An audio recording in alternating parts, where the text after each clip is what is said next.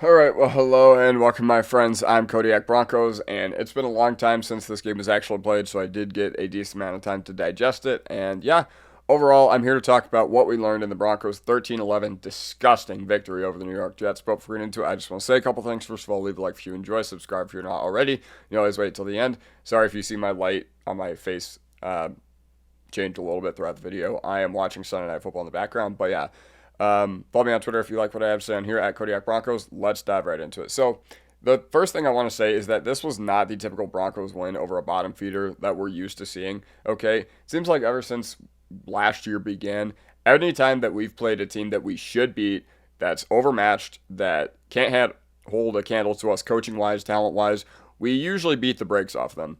And while none of those games have been in London, so we don't know how this team plays in international games or anything like that, usually this team can take care of business. Now, international games, they can often be very weird, but it looks like we were on track to spank the Jets.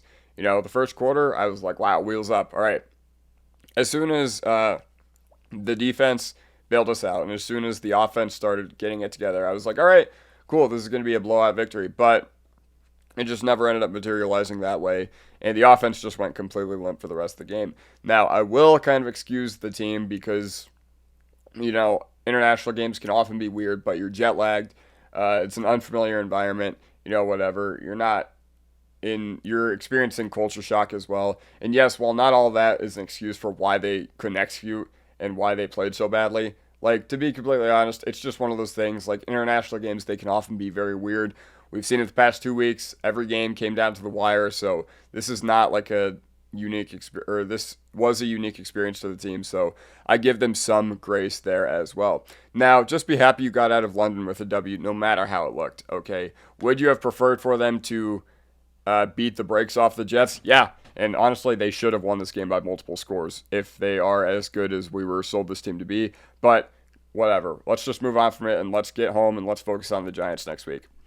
A game I will be at, by the way, with one of my friends coming down from Connecticut who's a Giants fan.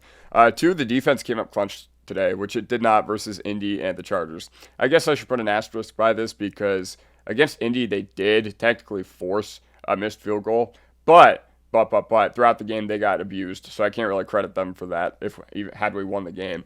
But regardless, they were put in poor positions all game long by the offense, by the special teams, and it took 9 sacks for them to put Justin Fields away. But ultimately, they got the job done. Ultimately, that was all that really mattered at the end. You needed 9 sacks to get it done, and you needed all 9 of them. Trust me. Like, if you had gotten 8, I don't know if you certainly win this game or not. But yeah, the Jets' average starting drive was their own 46-yard line, yet they still came away with 9 just on offense.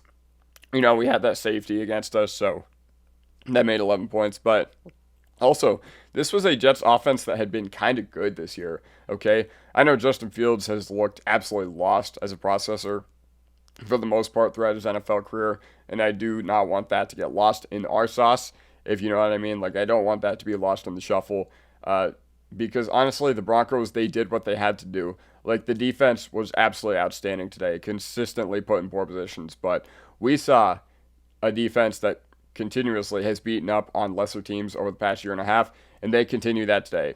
Okay, the Jets have maybe one more sustained drive in that game. Literally pick any of their drives. If they have any more sustained success on any of their drives in this game, we probably lose this football game. But the defense was absolute nails. They were absolute clamps, especially in the red zone when you needed them to be at their best. And yeah, overall, that's just how I'm feeling about this. So yeah, what happened to the offense in the second half? Okay, we were cooking in the first quarter, and we went away from what was working, all right? So it felt like once Nate Adkins scored that touchdown, we did basically nothing right the rest of the game. Hats off to Bonex for, I guess, leading a game-winning drive, but that was humiliating for the rest of the game on the offensive side of the ball, okay? The run game, they couldn't get anything going. And coming into this week, I said that the Broncos needed to establish the run because the Jets' run defense had been just absolutely awful. And they're still missing Quincy Williams, so you had no excuse this game either to not absolutely punch them in the mouth. But we stuck with it for way too long, and I get wanting to go with the balance, especially in a game where you're not. It was a one-possession game the entire time, basically. So I get wanting the balance or whatever, but it was just terrible. It was horrible, lack of execution. And this defense, this Jets defense, is not good at all. Second worst in the NFL in scoring defense. I don't even know who's first in the NFL in scoring defense, but honestly, I was pretty shocked that the Jets were not we're not the number one team in points given up this year. But this was a humiliating performance for the offense. There's just no other way around it. Once again, this defense you should have beat the absolute brakes off of, okay? And I get a conservative play call, and I get trusting your defense in especially when it's 3rd and 10 and you really can't get anything going on the offensive side of the ball. But a fullback dive, now what I do have to say about that is I think Dave Logan did notice that Sean Payton and Bo Nix were like yelling at each other after that play. So it's possible that it was either misheard or it was audible too, but regardless, it's laughable play call either way. But once again, I just don't know what happened to the offense in the second half. Okay, you were absolute nails in the first quarter, and then I don't know what happened after that. Like, I don't know. It was pretty inexplainable to me how our first half or first quarter team looked way different than the team we got in the second, third, and pretty much the entire fourth quarter, but they did turn it up at the end. Regardless, throw whatever was in the offensive game plan into the trash can this week and make it way better when we play the Giants next week. Number 4, special teams was just absolutely humiliating in this game. Okay, Rizzi was hired and sold to us as one of the best in the league as a special teams coordinator, and through the first month of the season, even with the special teams problems, I was like, all right, I'll give him some time. It's a long season, September can often look ugly for a lot of teams in the NFL, but it seems in particular Sean Payton as well. So I was like, all right, I'll give Rizzi some grace. It's a new team for him after being with the Dolphins and Saints for a number of years. But I expected way more. I've expected way more out of how our special teams units have been the past 2 seasons. Not that they've been very some of the best in the league, but they do perform very well as far as DVOA. Felt like our kickoff coverage was always very good. Mims doesn't look like the same Mims that we've got in the past 2 seasons, even on returns. But I do want to shout out a positive Will Lutz, drilling that from 57. Well done, big nuts Lutz. But regardless, Darren Rizzi has been a massive disappointment so far. I don't know if it's a personnel issue. I don't know if it's just not understanding the new kickoff. I don't know but he was the one that came up with that. According to the competition committee, Darren Rizzi was a big part of the NFL switching to the new kickoff. So, I don't know if it isn't the consequences of your actions. But listen, all I got to say is you fired Kotwika because of the inexcusable gaffes, okay? But throughout the games, our special teams was great, all right? Now, I get being unhappy with Kotwika, and I probably would have fired him too based on, the Casey blocked kick, the punting disaster in overtime against the Bengals last year, giving the Chargers the fair catch kick, whatever. All 3 of those inexcusable, can't happen at the NFL level. But for the entirety of the games, our special teams was good. For pretty much every contest we played in, I never felt like we were overmatched in the special teams department. Today, you got absolutely humiliated by your old assistant special teams coordinator. So, yeah, this was just not a good performance by Rizzi. And once again, this has been a massive disappointment considering what he was sold to the fan base as. It's possible he turns it around because, once again, he's a really good coordinator. And we do have him having a decorated record as a coordinator, but right now it's a huge disappointment so far. It might be one of those things that it takes a full season to ramp up for, and then in 2026 we finally see the rewards. And while that'll be great when it finally happens, it's really annoying right now, especially when it almost cost you a game against an 0-5 team. Number 5, I've seen enough of Matt Peart. All right, I don't think enough was made of Ben Powers getting hurt, okay? Because, listen, our offensive depth still is not good due to the Russ trade or the Sean Payton trade as well. All right, defensively, different story. We have depth at every position, well, besides inside linebacker, but Stradon Singleton played very well today. But they often do against bad teams. But regardless, for the rest of the roster, your depth is very, very good.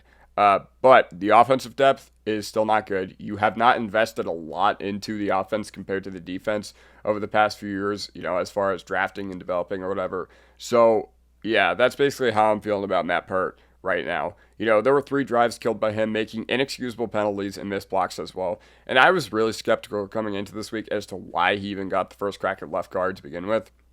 If you had asked me last week who do I think it's going to be, I would have said Forsythe. But that's not because I wanted to see him or anything. But I would have said Forsythe because, he's the backup, true center or whatever, which makes sense because he's, the only backup true interior offensive lineman that you would have had coming into this week, especially because you don't have Gargiulo. He got hurt in the preseason and he's out for the year. So that's why I was wondering, all right, who's going to get the crack at left guard? And I was surprised that it was Peart. I didn't want it to be Peart. I thought if they are going to go with a tackle in that situation, I would have gone with Palczewski because we had a 4-game sample size of Palczewski playing extremely well last year. And yeah, Peart played all right, when he filled in for Bulls last year, but A, smaller sample size, B, Palczewski played better when he got his opportunity. So next week, it has to be Palczewski's spot. Like, it just has to be. Okay, bring Parrott in on the jumbo packages, bring him in on the, 79 reporting eligible stuff or whatever, but Ben Powers is a huge loss for this team. And don't be surprised if the Giants give us a lot of fits next week, as the team is still trying to figure out life without Ben Powers right now. So, yes, I imagine that offensive line will be addressed this offseason. I imagine that our offensive line will be a little bit better, and our depth will be I imagine we're finally going to draft guard. We haven't taken one since, I guess Gargiulo in 2023, but I can't remember the last time we actually took a guard high other than minors. Like, I don't know, maybe Reisner, but either way, look how that turned out. But yeah, so I imagine I trust Zach Strief to get it right, but listen, I've seen enough of Matt Peart at left guard as well. So that basically does it for me. Let me know what you guys think in the comment section down below, and I'll see you guys next time. Bye. Salute.